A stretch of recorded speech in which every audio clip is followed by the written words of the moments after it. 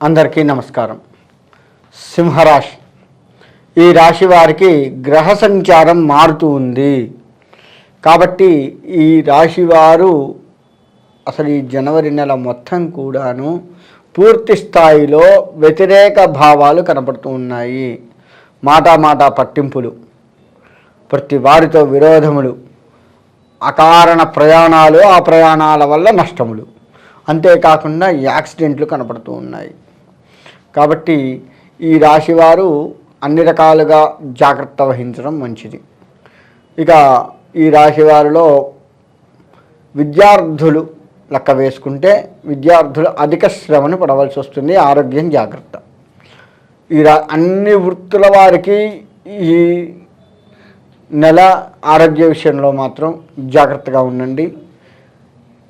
విద్యార్థులు అధిక శ్రమ పడవలసి వస్తుంది కాబట్టి ఆ శ్రమకు తగ్గట్లుగా ఎంత చదవాలో అంతకంటే ఎక్కువగా చదువుతూ ఉండాలి. ఆ విధంగా చదివినట్లయితే విద్యార్థులు కాస్త బయటపడే అవకాశం ఉంటుంది. వ్యవసాయ రంగం కూడా అంతే, ఎక్కువగా కష్టపడాలి.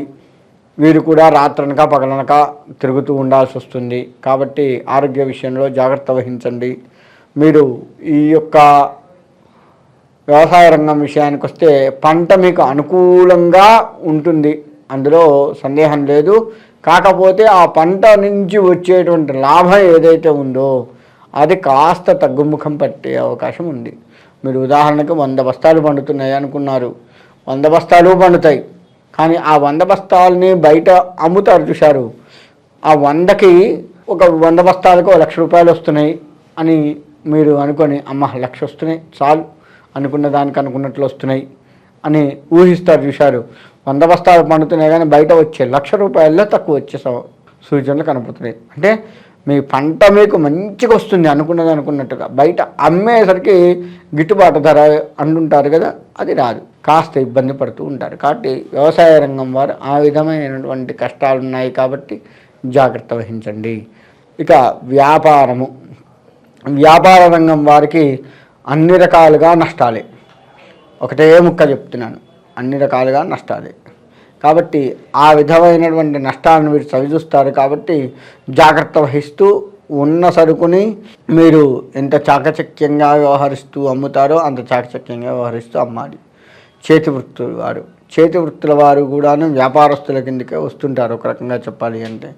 కాబట్టి మీరు కూడాను మీ ఉన్నటువంటి స్టాక్ ఏదైతే ఉందో దాన్ని చాలా జాగ్రత్తగా మీరు అమ్ముకోగలిగితే మీరు ఒక రకంగా గొప్పవారి కిందనే లెక్క వేయచ్చు.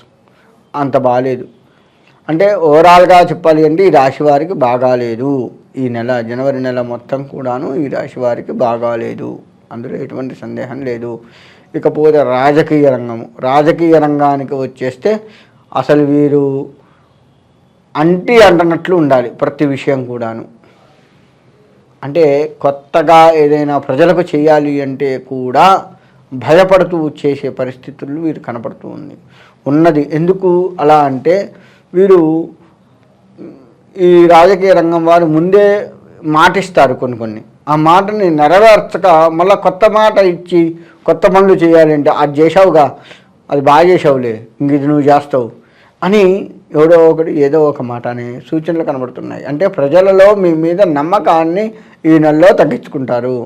మీ మీద ఉన్న పూర్తి స్థాయి నమ్మకము మీ మీద లేకుండా పోతుంది. ఇప్పటివరకు మిమ్మల్ని మంచి అన్నవారు కూడాను మిమ్మల్ని నమ్మే పరిస్థితి లేరు. మీతో మంచిగా ఉంటారు, మంచిగా తిరుగుతుంటారు, మంచిగా తాగుతారు, మంచిగా ఉంటారు, అన్ని రకాలుగా ఉంటుంది. కానీ మిమ్మల్ని నమ్మాలి అంటే మాత్రం భయపడుతూ ఉంటారు, ఏదో ఒక మాట చెప్పి పక్కకు వెళ్తూ ఉంటారు. కాబట్టి రాజకీయ రంగం వారి పరిస్థితి ఈ విధంగా ఉంది. కాబట్టి చాలా రాజకీయ రంగం వారు జాగ్రత్త వహించాలి.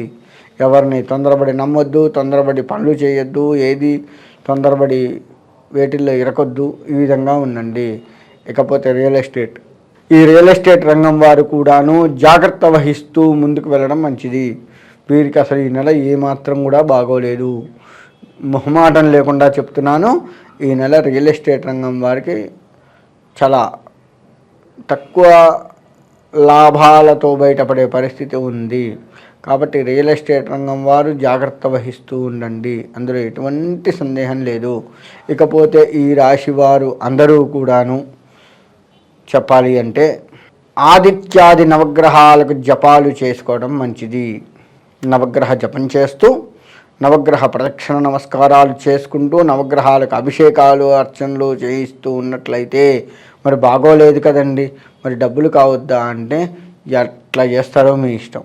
ఈ నెలలో అది చేయించుకోండి. ఉన్నది కొంత, మీ దగ్గర ఉన్నది కొంత ఖర్చు పెట్టి ఆ నవగ్రహాలని గనక పూజ చేయించుకుంటున్నట్లయితే మీకు వాళ్ళ అనుగ్రహంతో కష్టం నుంచి కాస్త బయటపడి మీరు అనుకున్న స్థాయి కాకపోయినా దగ్గరికి వచ్చేంతగా బాగుంటుంది. కాబట్టి మీకు నవగ్రహాలు తప్ప ఇక వేరే గతి లేదు. నవగ్రహాలని మాత్రమే నమ్మండి, నవగ్రహాలకు ప్రదక్షిణ నమస్కారాలు చేసుకోండి. అప్పుడు మాత్రమే మీరు బయటపడే అవకాశం ఉంటుంది. కాబట్టి అన్ని వృత్తుల వారు కూడాను జాగ్రత్త వహిస్తూ ముందుకు వెళ్ళడం అనేది ఉత్తమమైనదిగా ఈ జనవరి నెలలో కనపడుతూ ఉంది.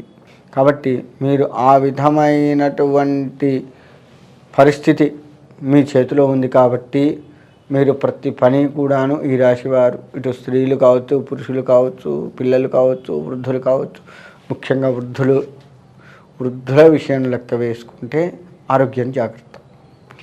మీరు సమయానికి తినాలి, సమయానికి మందులు వేసుకోవాలి. ఈ డాక్టర్ కూడా చెప్తున్నాడు కదండి, మీరు చెప్పేది ఏంటి అని మీరు అనుకుంటారేమో, ఎవరికైనా తెలిసిన విషయం అనుకుంటారేమో. కానీ మీ పరిస్థితులు మిమ్మల్ని సమయానికి తినకుండా, మీ సమయానికి మందులు వేసుకోకుండా చేసే సూచనలు కనబడుతున్నాయి.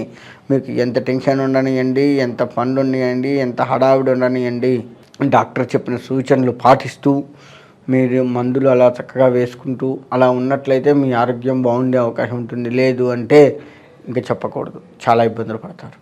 అంటే మీకు ఈ ఆరోగ్య విషయంలో ఈ రాశి వారికి చెప్పేది ఏంటంటే, మెలకువ వహించకపోతే ఆరోగ్య విషయంలో, ఆరోగ్య సూత్రాలు పాటించకపోతే ఇబ్బంది పడతారు.